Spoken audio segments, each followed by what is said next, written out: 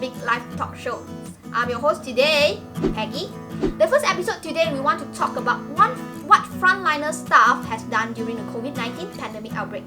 As everyone knows, recently the world is in the trials with the coronavirus disease, aka COVID-19 disease.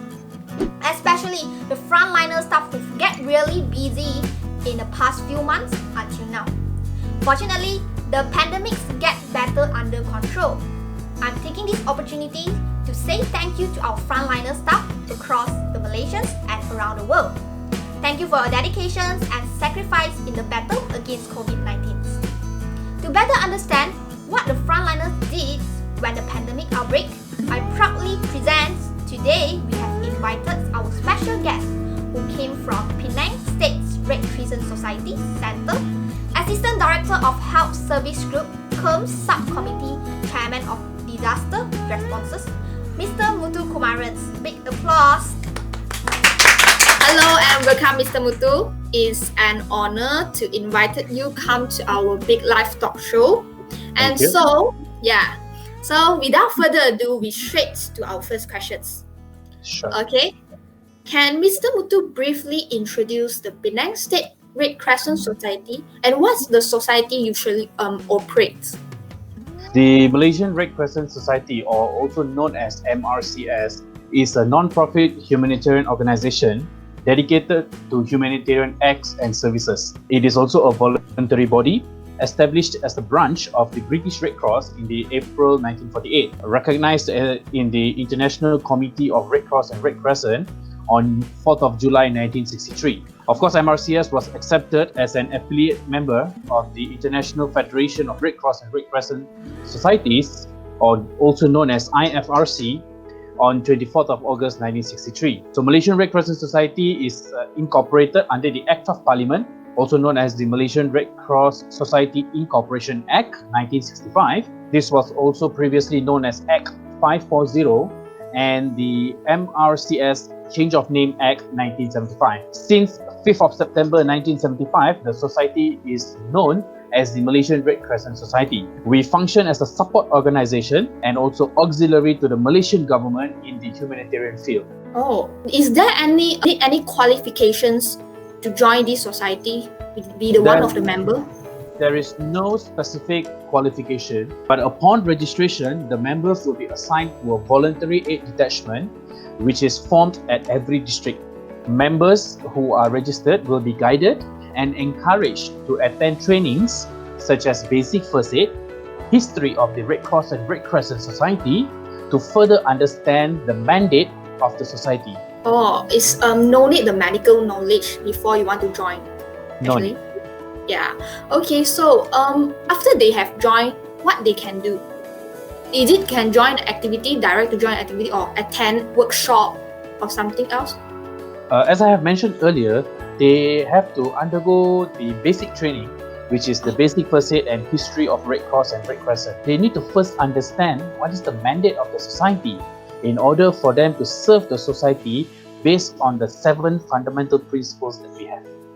Oh, okay, all right. So I have one of questions here. I bet a lot of audience want to know this.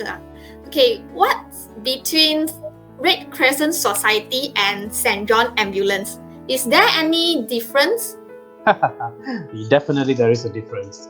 Red Cross and Red Crescent Societies is an international organization which can be found over 192 countries, whereas St. John is only established in British ruled countries or Commonwealth countries. Yeah. Other than these questions, and also I'm curious about why Mr. Muthu joined Red Crescent Society. Is there any special story behind or reason why you joined this society? There is nothing special. I joined this society from the day I was in high school. That is back in 1999. I assume you were not even born yet. Yes. So my journey to serve this society continued after my completion of high school.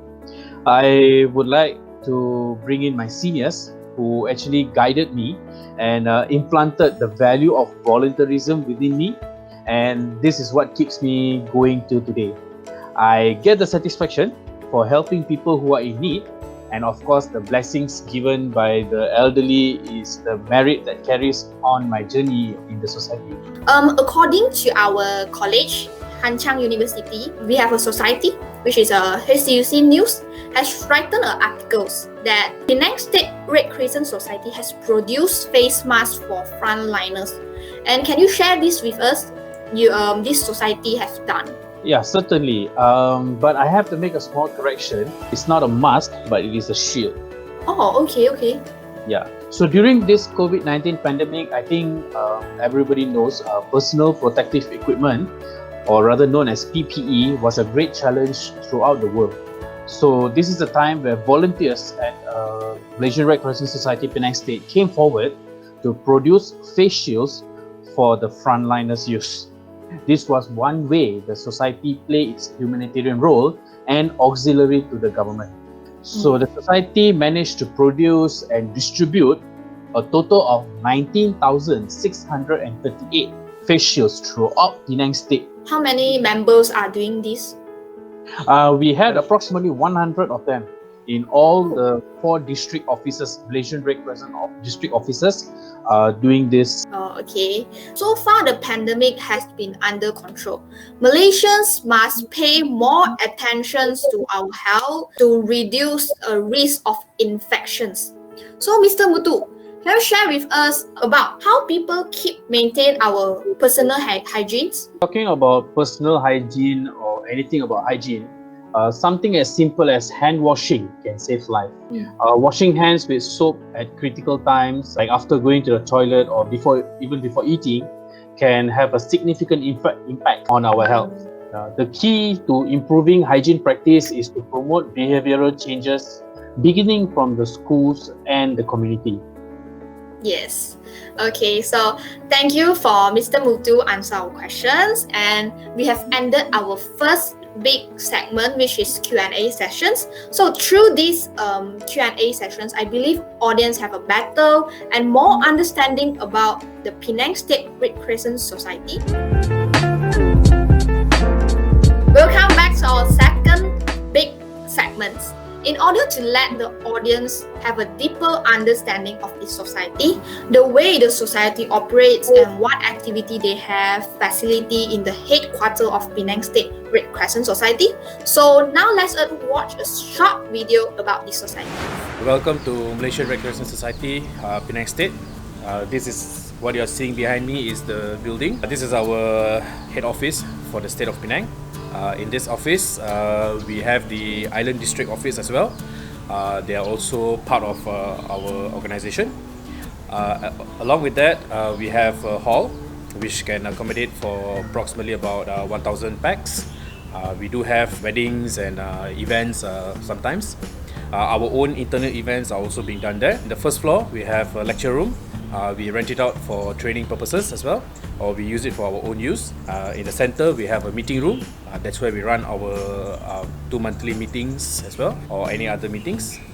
Along with that, towards the end of the building, we have a training room. This is where the training admin staff will be running their day-to-day activities. Behind this building is a simple car park, as well as places where we park our ambulances, our vehicles. This is one of our ambulances in Malaysian Red Crescent Society Penang State. In total, we have 9 ambulances which is actively performing humanitarian roles. Some of them are doing day-to-day activities such as taking emergency cases, calls from 999, as well as non-emergency transfers. So today I'm going to introduce to you one of our ambulance. So let's look inside. So as you can see here, this is the trolley. Part of that, we have a trauma kit, airway management kit, cervical collars, spinal cords, scoop stretchers for any emergency evacuations, multiple sizes of splints. Below the seat, we also have some other equipments such as canvas. Also have stretchers. Wow, through this video, we saw that the facility are quite interesting and a lot in the headquarters. Mr. Muthu, you have mentioned about the ambulance. I just think that if someone get injured, they can call Red Crescent Society to help and fetch them to the hospital. Is that the service provided? we advise public to call 999 as these calls are recorded for quality improvement and also training purposes, as well as these calls will be diverted to the nearest available ambulance to the victim. The victim injured can be anywhere, and if they call Red Crescent, sometimes it may take longer for a Red Crescent ambulance to arrive compared to a nearby ambulance. So the recommendation for the whole nation is, in terms of any emergency, please call 999. But of course, some families, they would like to send their family members who have been bedridden to the hospital for a regular checkup. At that moment, yes, please call Malaysian Red Crescent Society and we will be very happy to help you at a very minimum cost. The public need to pay lah if the society bring the patient to a hospital.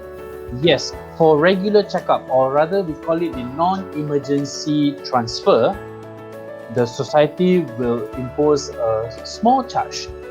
We don't charge in thousands and millions, but we only impose a very small charge just to cover the cost of the ambulance as well as the staffing. Oh, okay, understand. So now we have ended our second segments about the vlog segments, which is show the videos to our audience to let them more deeper understanding of these societies, what the facility have. Now is the third big tutorial segment.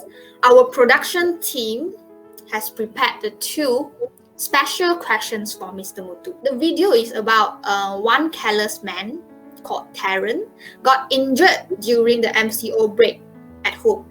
So, and he is calling Mr. Muthu to help him to solve the problems. So let us watch the video together. Yo, what's up everybody? Today I'm going to challenge all of you to join me, the top hand challenge. Without further ado, let's start the challenge.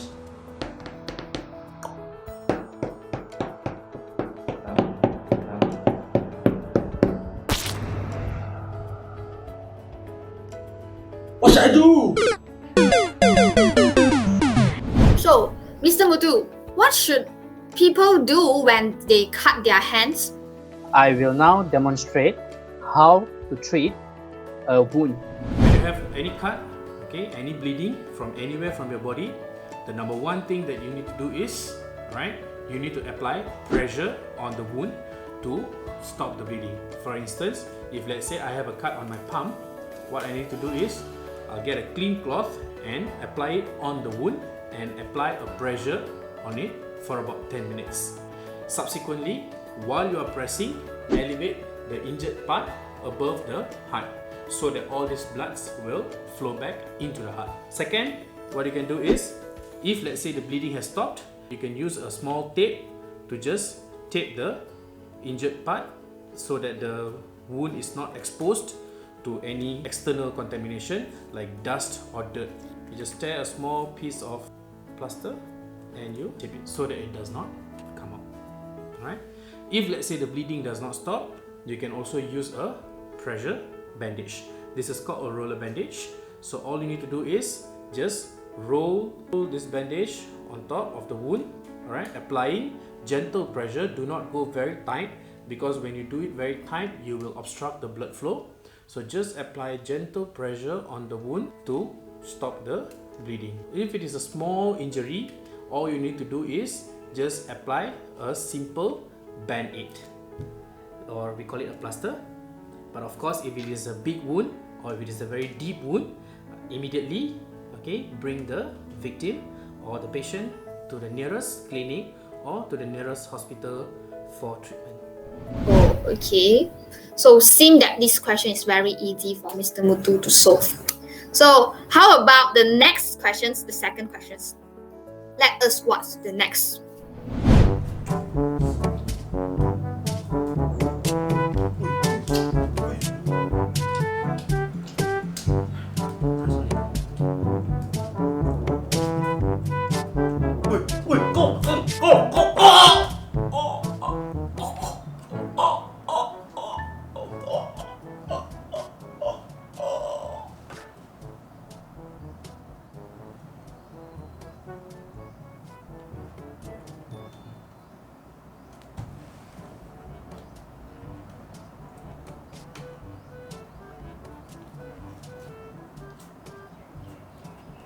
dying. What I do? Okay, so our next question is about choking.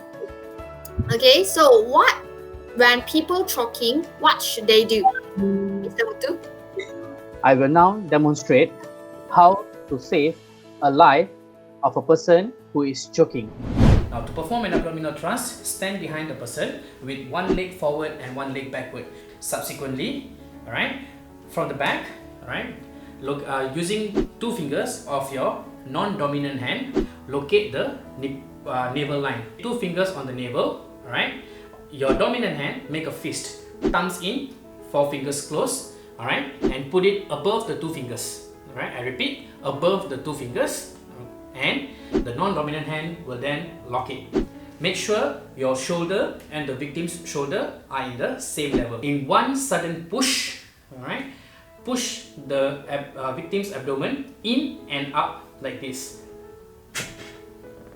Alright, do it until the foreign object comes out or the victim becomes unresponsive.